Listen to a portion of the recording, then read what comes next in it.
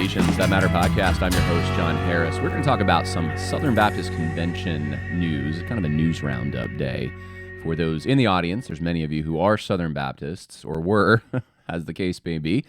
I know there's many who want me to talk about probably more general things. You're not a Southern Baptist, and so I will open just by saying I did not watch the State of the Union address. I didn't. And I don't really plan to. I was thinking about it. I saw some clips online. It sounds like, from what I've heard, Biden was trying to strike a unifying message, unifying note by appealing to some general, vague abstractions that are supposed to unite Americans. Democracy, the United States is an idea. Hit and a miss. That's what it looked like to me from what I read. And I'm going off of secondhand here. Now, I did watch most of Sarah Huckabee Sanders' response because it was much shorter. And there were some lines in it I thought were really good. It might be one of the better responses I've ever heard. Well, I shouldn't say responses, but speeches I've ever heard that are given after the State of the Union from the Republicans when there's a Democrat president. And she had some lines. One was, it's not right versus left, it's normal versus crazy. And I know many of you feel that way, and I thought that was a great line. And it resonates, I think, with a lot of Americans. And I think the reason for it, though, is missed a little bit. The reason for it is because we are coming out of a Christian context. We once valued biblical principles. We wanted to conform our lives to the created order. We knew that boys were boys, girls were girls. And now we're shedding all of that. And it's just not normal, right? And so it's good versus evil, really, is what it is. It's not crazy versus normal as so much as it is good versus evil. And she probably didn't want, or the speechwriters didn't want to go that far to say it's not a right versus left, it's a good versus the evil. That would have been seen as divisive, too divisive. I mean, it's already seen as divisive what she said, but that's what she's getting at, though, I think, when she says that. Because what's the crazy part? The crazy part are they're all examples of very evil things that people want to do. So I thought that was pretty good. Showed some guts. Showed that she's actually following in the footsteps of her dad to some extent. She's got a folksy demeanor about her. One of those things she said was that stuck out to me in contrast to, I guess, a line Biden had made. Typically you hear this all over the place, but he just said that America's an idea. She made a statement that something to the effect of the veterans who gave their lives for our freedoms that's what binds us together, or something along those lines. Well, I think that's actually a very good line because it points to something that actually does unite, not something fake or something general and just universal. It's actually something that we have a shared experience if we're Americans.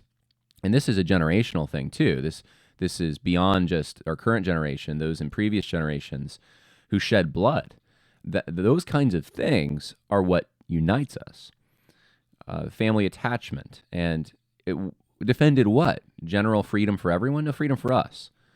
There was there were times in our history when men had to come together to make great sacrifices so that we could enjoy the lives we enjoy today. And is the kind of thing that unites Americans. And that's one of the things I think the right has more and more gone along with this generalized, it's all equality, it's an idea, that's what America is. But they still they tip the hat to things that actually do unite us. And Sarah Huckabee Sanders, I thought, did a great job in contrast to what Joe Biden was saying there. All right, well, that's it for general stuff. A lot more could be said, but we got to get into Southern Baptist stuff. And I've been putting this off, and I don't want to put it off any longer. So for all you Southern Baptists, I hope this is helpful for you. We got a bunch of stuff to get to here.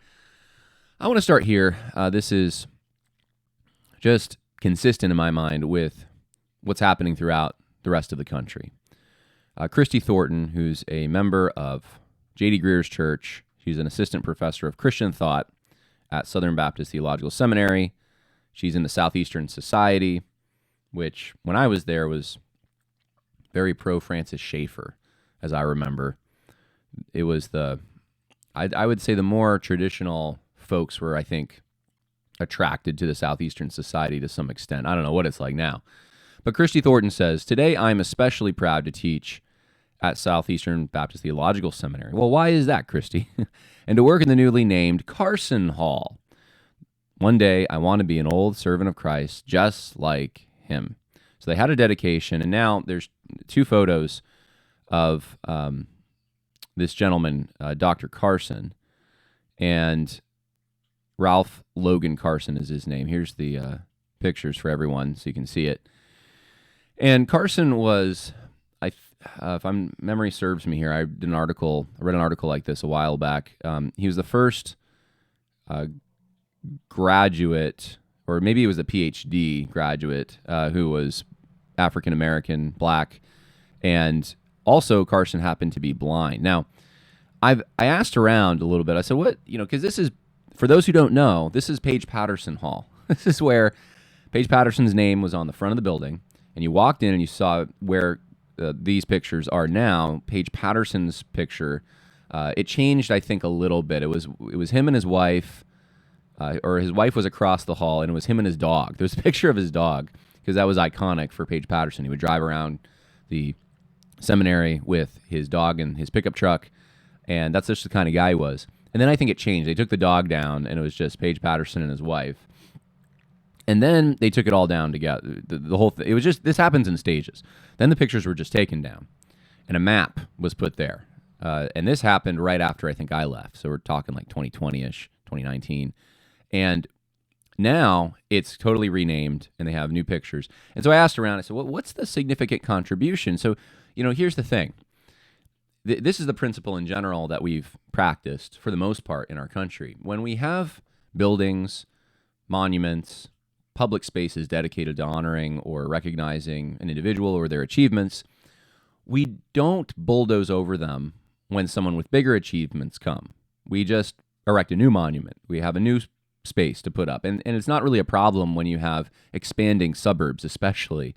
There's plenty of places that you can put new monuments. In fact, that's one of the problems, I think, in suburban life is we are bereft of any character or transcendent meaning of any kind. I mean, past the utility of today. It'd be really nice in some of these neighborhoods to have some, not just beautiful trees, but some monuments, and just something that recognizes that there's life beyond our generation, and there are people who are role models, especially positive monument. Anyway, that's just my thought.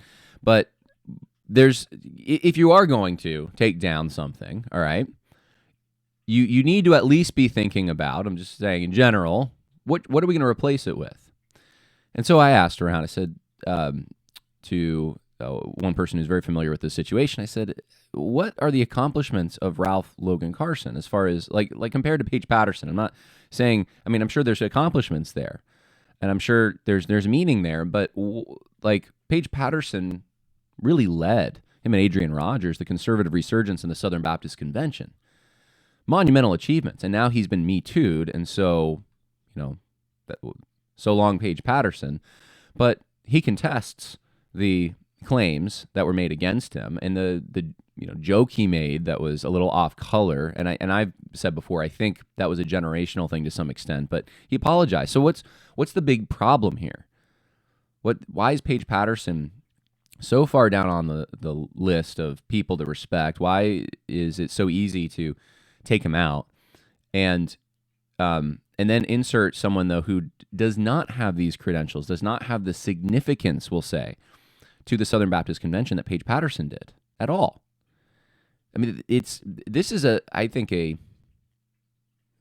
you could even probably make the argument, this is the end of the conservative resurgence in the Southern Baptist Convention. Stuff like this, I think they did something similar at Southwestern, right? They took down those stained glass panels of different people that were significant to the conservative resurgence, as I remember. Well, the conservative resurgence, for those who aren't Southern Baptists, that was the time in the 1980s, especially, when there was a battle for, this came off the heels of the Missouri Synod's battle for their Bible, and it was a very similar battle. It was against the modernists, against the liberals. And the conservatives won the convention, and that started a process of reforming these institutions. Paige Patterson reformed Southeastern Baptist Theological Seminary, and it was bad before. If you talk to the students who were there before, there was horrible things. I've heard horrible stories. Pornography in the library, there was people who are teaching who blatantly denied, and they were honest about it. Not like today's woke social justice type professors who try to hide beneath a veneer of orthodoxy, and you can't pin them to a wall, the jello to a wall, but they then will contradict their very orthodox statements. No, back then it was, yeah, I deny the virgin birth, right? And some of these things were being said in class, and so Paige Patterson came, he cleaned house. I mean, he is probably the most significant person in the last maybe even 100 years of the history of Southeastern Baptist Theological Seminary to ever go there, to implement changes, to for even the denomination, not just Southeastern. And he's replaced with someone, and so here's what I was told.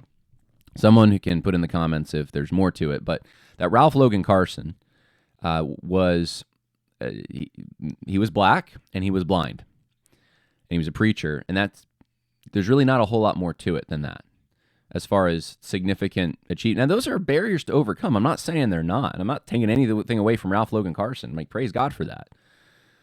But you just rip down Paige Patterson and his monumental achievements to replace him with Ralph Logan Carson.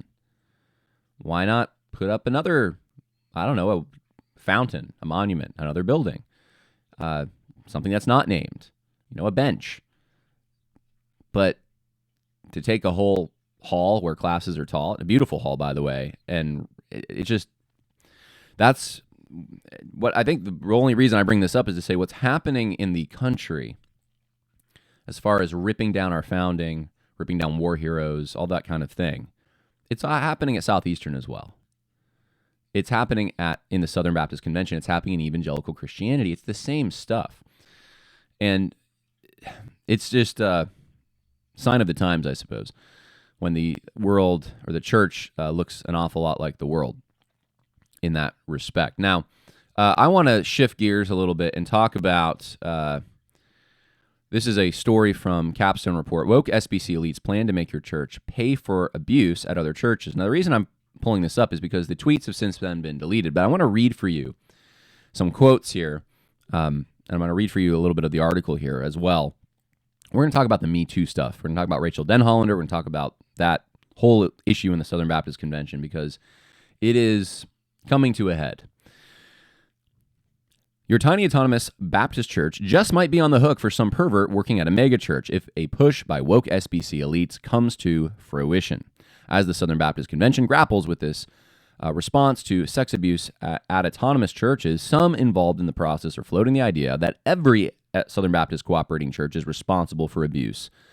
So this is one of the issues that we've talked about so many times, that the Southern Baptist Convention's polity is supposed to be it's supposed to be churches only coming together for a few days a year at the general meeting, and that's when the Southern Baptist Convention pops into existence, and it pops out of existence after the meeting's done. That's what some have called it. But obviously, missions and the funding for schools and all of that happen all year, and so we can say, I think, that there is obviously a Southern Baptist Convention out there, but that convention is supposed to be accountable to the churches, and these are autonomous churches. It doesn't have any authority over those churches. The only thing the Credentials Committee can do is kick out churches from cooperation who decide to, they're not in good standing because they contradict the doctrine of the convention, the agreed upon terms. Well, now there is a call for an oversight. And Todd Bankhart, who is part of the Abuse Reform Implementation Task Force. By the way, Todd Bankhart, wasn't he the guy in that call with Tom Buck? Now we're talking a little over maybe a year ago or so, I suppose now. Wasn't he the guy that got kind of chewed out? He got caught with his hand in the cookie jar. And he didn't want to tell Tom Buck where this draft of his wife's that talked about her abusive past had been leaked from. Where did it come from? How did you get a hold of it? And he didn't want to answer the question. I think that's the same Todd Bankhart, isn't it? Anyway, finally, and someone who really cares about abuse. Finally, and here I think it is where I will get the most pushback, he says. There is at least some responsibility for us as a denomination toward abuse, and that happens in any of our churches. Another quote from the same tweet thread, I believe. Now, the extent of our collective responsibility and what amends looks like denominationally is something I think we need to seriously consider. But I don't think that as a convention we can say that the responsibility to make things right lies entirely elsewhere. So this is someone from that task force who is signaling that the convention itself needs to be more accountable, culpable, responsible for abuse that may be taking place at a church that, let's say, disregards basic precautions. So you become the person who has to pay for legal fees, and the church that has to pay for, whatever curriculum needs to be implemented to help that church, whatever it is. This could open the floodgates for your church being responsible when you shouldn't have to be. That church is an autonomous church, and they did they made unwise choices, let's say, in the scenario I'm talking about. And now you, as a responsible church, are needing to cover for them to some extent, and you're tied to them in ways that you shouldn't be, and you never were in any other time in the history of the Southern Baptist Convention. This is new. This is innovative.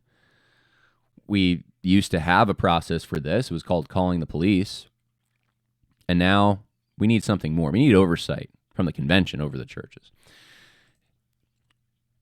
Now, I had not, this is consistent with something from 2021, a story from 2022, actually, a story I hadn't seen before. If I did, I forgot.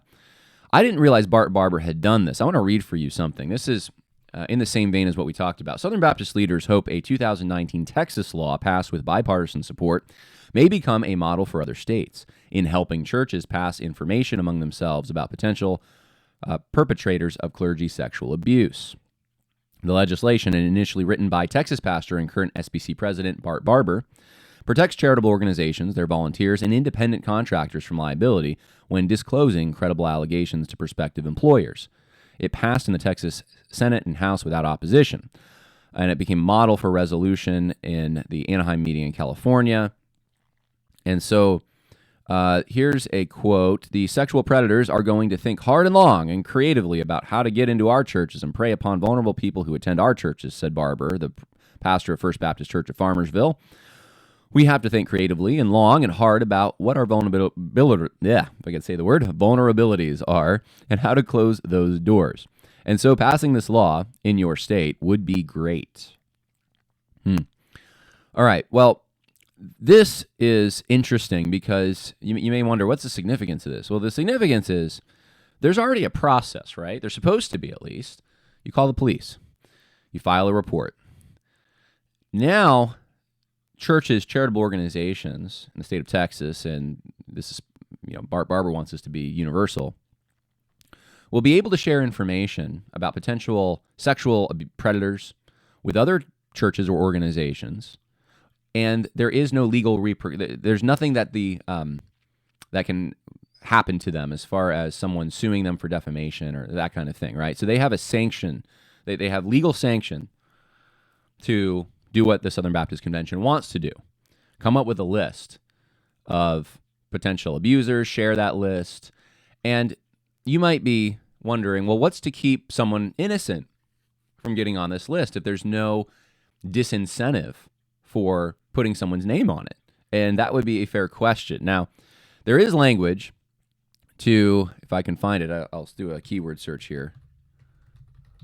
Credible, yes.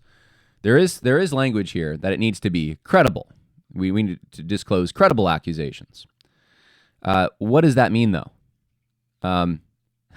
Barber says he recognized how a similar situation might cause churches to hesitate to share credible accusations of sexual abuse with other churches.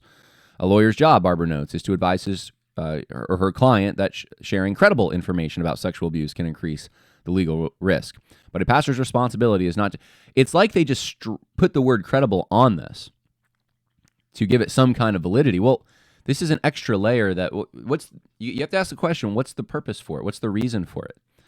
If you have a list, let's say, and you want to share information to people that are predators, and you have actual, police reports, there's evidence, there's court documents, that's already something that you could have done pre this law, right?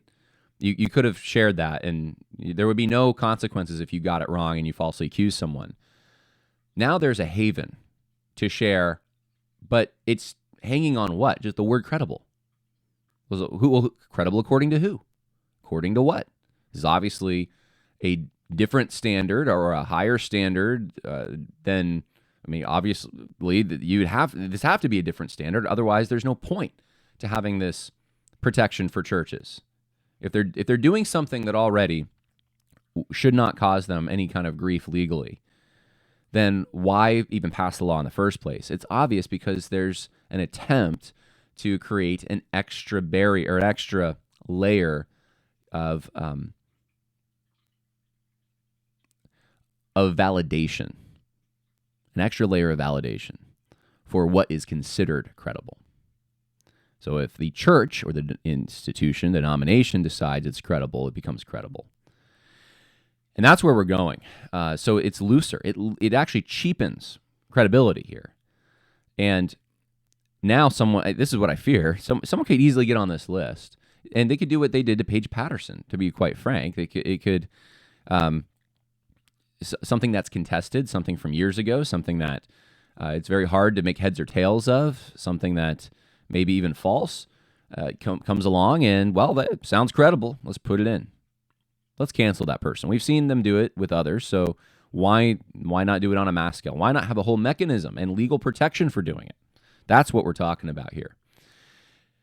So that's we're gonna jump right back into the MeToo stuff. In fact, maybe I should continue doing that. Let's see.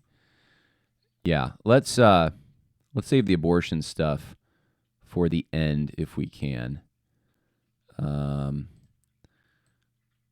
Yeah, we'll do that, and we'll keep on this MeToo stuff, sexual abuse stuff. So, in that vein, we have an article on January 6th, so this is about a month ago, was written by Krista Brown. SBC Sexual Abuse Hotline raises ethical concerns. Krista Brown's been, I guess, platform, for lack of a better word. She's been,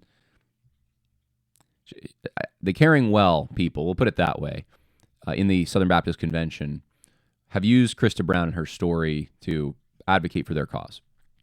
She writes an article in the Baptist News Global, which is a very left-leaning publication, callers to the Southern Baptist Convention, it says, sexual abuse hotline are often routed to a person who also serves the SBC's Abuse Reform Implementation Task Force. Do you know this? I'm betting most of you didn't. It's information about the hotline that has not been widely disseminated, and that's troubling. All right, so back up here. There's a sexual abuse hotline, so you can call in, and that's for what we were just talking about. You can you can report something, and the Southern Baptist Convention now has a responsibility to do something about this, and whether that's even just keeping records or disfellowshipping churches or whatever.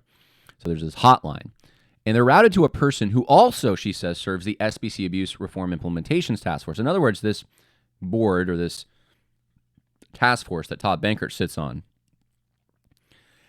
that person is serving them, is in their employment or under their guidance, or there's a connection there. And so the very people who are calling in to complain about the Southern Baptist Convention, let's say, right, are routed to a person who's working for the Southern Baptist Convention. It's a conflict of interest. It's conflict of interest. And so she writes a whole article about this, and it's about Rachel Denhollander. And so anyway, I'm not going to read through the whole thing, but it's interesting because this is someone who has been platformed by people like Rachel Denhollander as she's a sexual abuse victim. And now she's saying there's a problem here. The person who's being paid or is in league with the Southern Baptist Convention is also the same person who's supposed to be representing people against the Southern Baptist Convention if there's an abuse problem. How does that work exactly? You may be wondering the same thing. So she was called out on it, and so she decided, I'm going to just publish this text message, and it's from Rachel Denhollander. And it says this: "Hey all, if you have questions about the tip line, please feel free to ask. I'm an advocate they will refer survivors to, and so I can help them evaluate press and legal options with a truly solid legal team. I do this part a lot quietly. The executive committee will be empowering GP Oh, Guidepost. Okay, that's the firm that the Southern Baptist Convention, it gets confusing, I know. They brought in to advise them on how do we deal with sexual abuse. The same firm that's about celebrating Pride Month and all that. So the executive committee will be empowering Guidepost to investigate the allegations related to them, and so has the North American Mission Board and the Southern Baptist Theological Seminary. I do think the other entities will come alongside the CC, that's the Credentials Committee. Credentials Committee, remember, is they kick churches out of the convention. They're the ones that handle these disputes. The Credentials Committee is getting help already from Guideposts when it comes to pastors and churches. Everything is held in strict confidence, but I will be available and the reports aren't just sitting there. This is so disturbing to me that you have someone who's saying, look, I'm an advocate, and legally that I'm going to, that's what a lawyer does. I advocate for you, and he says, I have a legal team here. And, we're gonna represent you if you call into this tip line. That's what I do. This is the same person that is working also for the Southern Baptist Convention. She's advising. So she's advising this. How does this work, right? So Krista Brown proves her point. Now, this reminds me of other things. This reminds me of the whole Hannah Kate situation. For those who don't know, in 2021, Hannah Kate was at the Southern Baptist Convention, and I believe it was, oh goodness, who's the pastor at that big church in Memphis where Adrian Rogers used to be? Now I'm blanking on his name. It'll come to me in a minute probably. Anyway, she's with this pastor, and they're advocating for sexual abuse reform from the floor of the convention, and so Hannah Kate was crying, and people held her up as someone who was abused, and in fact, it might have cost Mike Stone, who was the more conservative one running for president of the convention that year, the election, because there was a story that went out there that she had an altercation with him, and he was very insensitive to her, and this became a big thing, right? As the convention was happening, the narrative set, and Conservative Baptist Network couldn't really do much about it. So Hannah Kate, that person, says, you guys were right. And this is from August of 2021. Grant and Ronnie. Oh, Grant. Yes. Okay. So that was the pastor, I believe. And then Ronnie Floyd, who they're talking about there, I believe. So Ronnie Floyd, who was the president of the executive committee for the Southern Baptist Convention, were using me, or the chairman, I guess, were using me as a prop. He's saying that these Southern Baptist leaders, Grant Gaines, that's who it was. Grant Gaines was the pastor who was with her on the convention floor. They were using me as a prop. I didn't realize it then, but now I see it. It was not my intention to be used that way, but I was. So much for church. It's really, Krista Brown's the one that's replying down here. All right. Well, Hannah Kate has since then, I believe, deleted this tweet, but this is what went out there and that made waves in 2021. And it reminds me of what Rachel Denhollander is doing here to some extent. What are you doing advising the Southern Baptist Convention on how do you handle abuse well, and then representing clients against them? Is this just a money-making thing? What is this? What do you actually think of the victims? That's the question. And supposedly victims, too. Who knows, in some cases, whether these are even credible. But I'm sure there are some true victims at some churches that are thrown into this. And what purpose do they serve? Is it really about them, or is it about making money, or is it about gaining political power over the more conservative-minded ones in the denomination? Here's Chelsea Andrews, another confirmation of this. May 2021, I went public about my sexual assault at Liberty University. Everyone I knew pushed me to speak to Rachel Denhollander. She told me it would be an uphill battle, then ghosted me after looking at sensitive information. Then she offered Liberty University paid services, the SBC and Liberty University. Now, why bring this up? Well, let me just read this. Someone responded, "Ugh, that's despicable. I'm proud of you for your courage to come forward." And she says, "Thank you." So this is the issue with this, though, in my mind, is what's Rachel Denhollander's role in this? She's getting sensitive information from someone, and then she's giving it to Liberty University. That's the whole issue here. I'm going to share this sensitive information with you, and then you're going to notify the very people that maybe I would be taking legal action against. you're in bed with both parties. You're saying you're the abuse advocate here, right? But you're also an advocate for Liberty University. You're also an advocate for the Southern Baptist Convention. It's like you're being paid by both sides. You're a go-between here. What's the deal, right? That's why Chelsea Andrews brings this up. This is from 2023. It's January 6th. So this is a trend, and this is bad, guys. This is really bad for the Southern Baptist Convention. I'm debating how much to say about this, and I can't say as much as I think I want to. But I'll put it this way, and I'll keep it very general. I won't get specific, but Rachel Denhollander holds a lot, and this is my opinion, okay, so we'll put it that way. See, people can be litigious. Rachel Denhollander strikes the fear in the heart of many upper elites in the Southern Baptist Convention.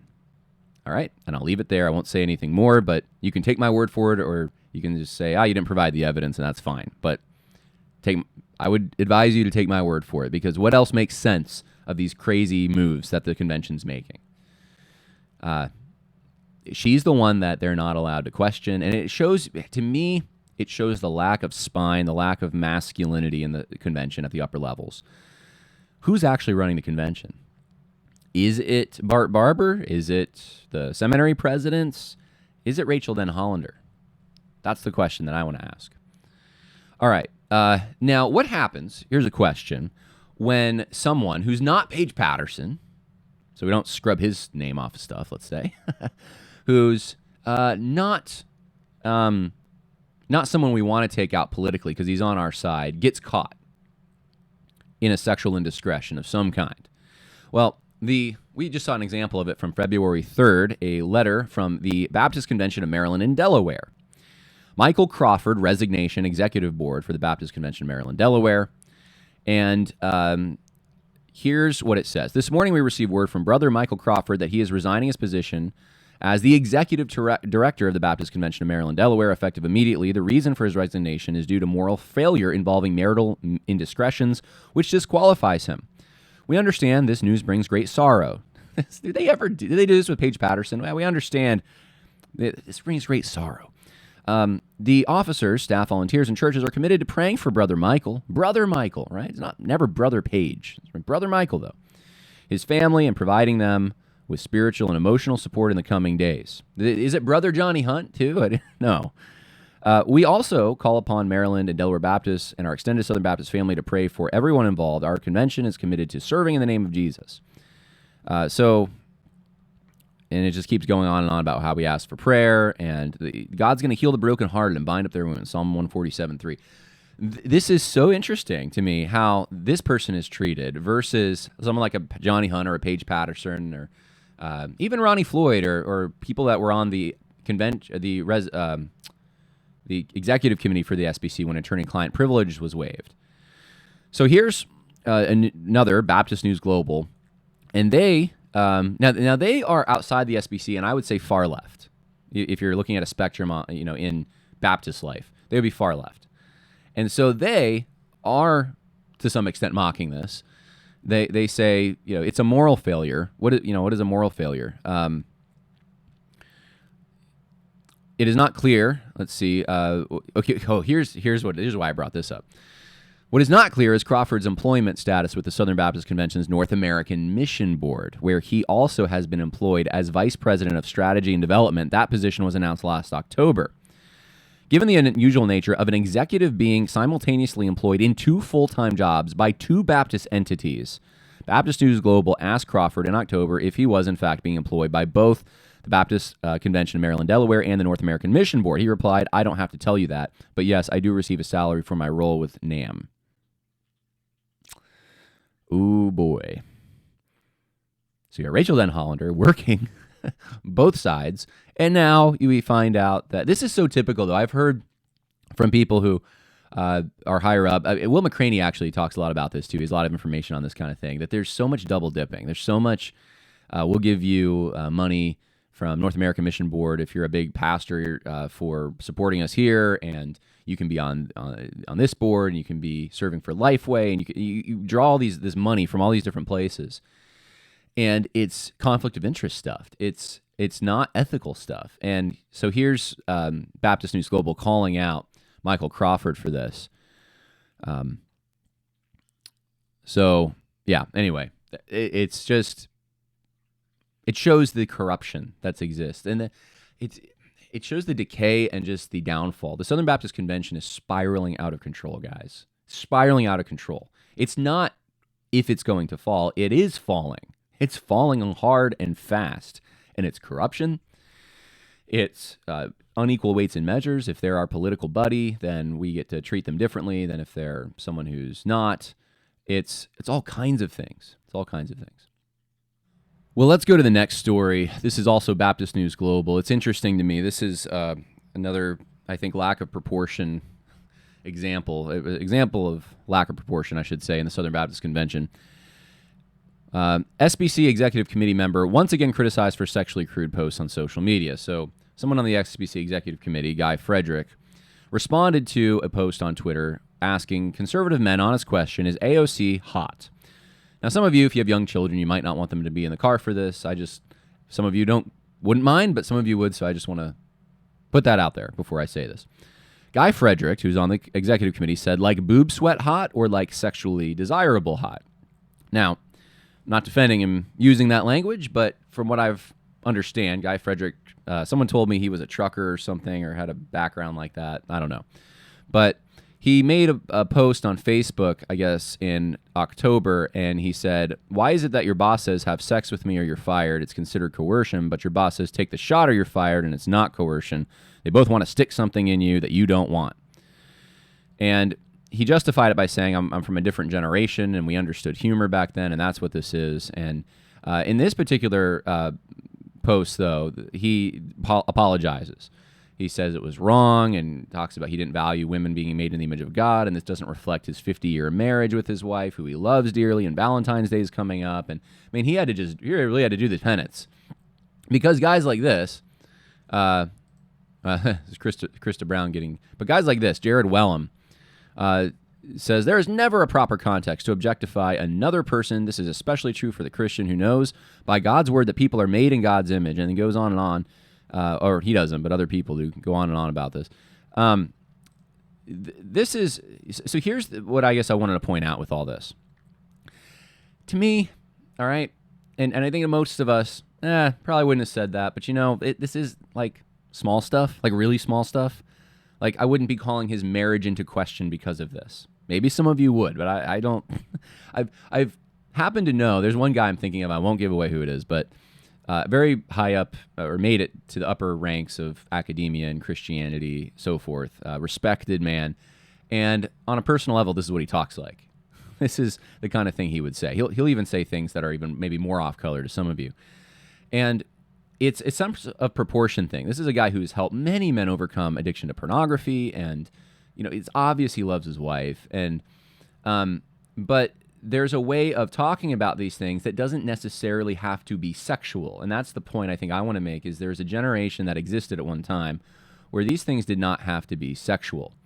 These things, this same thing with Paige Patterson, that video they uncovered like 20 years later, and they're like, oh my goodness, Paige Patterson, how could Paige Patterson have said that?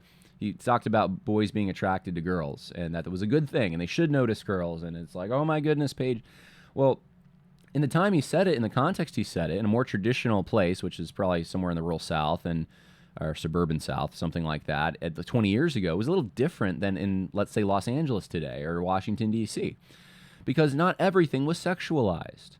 You could talk about that. You could even say a younger woman's attractive, and it wasn't creepy or weird because there were sexual boundaries in place. And not everything was sexual. Things, it didn't reflect, in other words, in your own spirit, some kind of a desire that you had an affection along those lines, or a desire for sexual fulfillment in the younger woman you're complimenting or something. And so, I mean, the joke that this individual is trying to make is a rather simple one. It's just basically saying, look, hey, laugh out loud. Is she actually hot in temperature?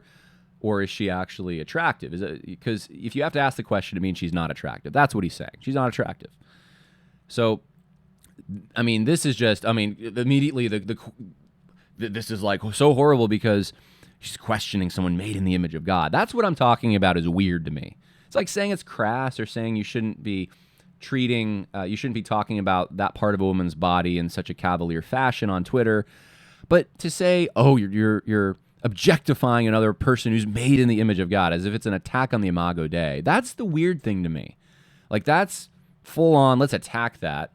And, Jared Wellham, by the way, I think, isn't he a professor? He's a professor of apologetics, it says. Serve Southern Baptists on their executive committee. So he sits on the executive committee with this guy. Oh, man. For that to be like, we got to really stamp that one out. But we have these corruption issues that no one can seem to call out in the Southern Baptist Convention. It takes Baptist News Global, to go after some of this stuff. It takes Capstone Report to report on it. But the people in the convention, they can't see the corruption, the drawing salaries from two different entities, the Rachel Denhollander is doing. Let's represent people against the convention while I'm advising them. They can't see the issues with that, or they can't at least call them out. Something's preventing them from saying anything. But yet, oh my goodness, a little bit of an off-color tweet on Twitter, we got to call this guy's his spirituality into question here. All right, let's move to, I think, the last thing I want to talk, or second to last. Daniel Darling. Let's see. He's at the Land Center, and I think he's an ERLC fellow, Ethics and Religious Liberty Commission Center fellow for the Southern Baptist Convention, and he puts out there, he's really glad to see that the Virginia Attorney General under Glenn Youngkin opposes prosecuting women seeking abortions. Now, I'm not going to get into the Virginia politics. There was actually a really good article the other day about Glenn Youngkin and how he is not conservative, and basically MAGA folks fell for him, and it's been bad, and I agree. But what Daniel Darling is trying to say is that this is really good because women, what's the assumption behind it? Women shouldn't be prosecuted for seeking an abortion. If they want an abortion, they're not culpable for that. It's only the doctors, not the women. So if you pay someone or you seek someone's help in murdering your child, you're not culpable for it. We wouldn't apply this anywhere else, but we do for some reason in the situation of abortion. And here's the tweet for those who want to see it from Daniel Darling. Well, interestingly enough, just recently, the ERLC put out a publication, and it was Bart Barber, the president of the convention, wrote this whole thing about ending abortion. One of the things he said in it, he said, are women who get abortion victims? He says, of course they are. Southern Baptists have said so consistently for decades. I agree with the preacher who said in a sermon, women are pressured by men who impregnate them to get abortions. Women are pressured by their families to get abortions. They are pressured by the stigma. There are all these things pressuring them, so therefore they are victims. Now, I just want to say this. I'm not saying that the pressures aren't real, but would we apply this in any other situation? Those Nazi guards, let's say, who carried out orders. I mean, that's the typical one that's used today. Maybe I'm overusing that analogy. I don't want to overuse it. Maybe we should use a different analogy, right? The soldiers under Mao Zedong who went and, or Pol Pot, and then they carried out the orders to create what's called the killing fields today. Were they just pressured? I mean, hey, if they didn't do it, they were going to be in trouble. So they need to murder those people because they don't want to get in trouble. And, is that the world we live in now, where applying pressure? I mean, what about the person who maybe raped that woman? Is he under pressure? Did he have a bad upbringing? Did his parents not love him enough, and so he sought it through evil means? Does that mean somehow that he's also a victim? I mean, everyone's, I guess, to some extent a victim and a culprit of sin, right? Maybe you could make that argument with almost everything, that someone sinned against me, and therefore, but what did Jesus say? Evil comes from within. You're the one culpable for your sin, even if other people pressure you. And that's understandable, and they're on the hook too. If someone causes a little one to stumble, better if a millstone was around their neck, all right? So, but you're still culpable for your sin. And that's what I think Southern Baptists are having a very hard time with here. And it's going to come to an abortion showdown with, and I say the most organized and loud faction on the right, if you want to call them that, in the Southern Baptist Convention are the abortion abolitionists. And this is probably going to come up again at the convention. And this is going to become one of the big front and center issues because they're doubling down on this. All right. last but not least, I wanted to leave you off with some good SBC news to some extent. The NAMB president, Kevin Ezell, trustees to sit for depositions in civil suit. This is the Will McCraney case. We've talked about it before. And it says in the article from Capstone Report, the president of the North American Mission Board is scheduled to sit down for a deposition in a civil suit against NAMB. The lawsuit involves allegations that Ezell used NAMB in a personal vendetta to destroy Will McCraney, this is something that I've heard a lot of from other Southern Baptists. This happens a lot. Will Kevin Ezell be asked about any attempted collusion between himself and his buddy Russell Moore? Other depositions looming for NAMB include current and former trustees, including Danny D. Armaz, and it talks about him. And so there's this case keeps progressing.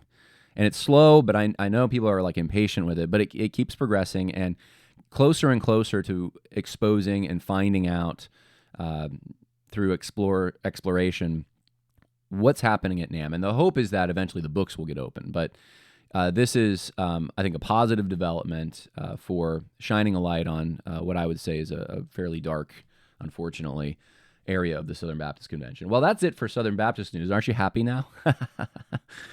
There's all sorts of other things that I want to talk about, and we will talk about, Lord willing, later in the week. But today, I'll just give you a little personal news on my own end.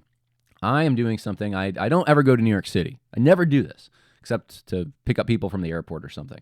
Well, I'm going down today, and it's for something special. My wife likes Lord of the Rings a lot, and so we're going to go down and see the Lord of the Rings in concert. And it's, I guess, the whole movie. We get to watch the Fellowship of the Ring, and there's an orchestra there with a choir, and so that's what I'm doing later today. I know. It is so. I'm trying to think. I've only gone down to New York City for a concert. It was the Gettys once in my life. I've never seen a Broadway play. I know I live so close. I need to probably, if I can find a clean Broadway play, do some of this stuff. But we are doing that later today, so I actually need to wrap up the episode to get ready for that. But anyway, just figured I'd let you in on a little thing I'm excited about. Hopefully you have things in your life you're excited about. By the way, one last thing I wanted to say. I forgot to mention this. There's some of you who knew I was preaching on Sunday, and thank you for those who prayed for me. And as far as I know, the sermon is not posted. I don't know why. I know that I did not want to use the lapel mic. I wanted to use the choir mic, or not choir mic, but the pulpit mic, and I don't know if that had something to do with it. But I'm going to check in to find out why that is. But I did give a message on Sunday about having peace. And it's something I think I needed and a lot of us need right now in the midst of all the circumstances of life. And so hopefully that will be posted in not too long. But anyway, yeah, more coming later this week. God bless. Bye now.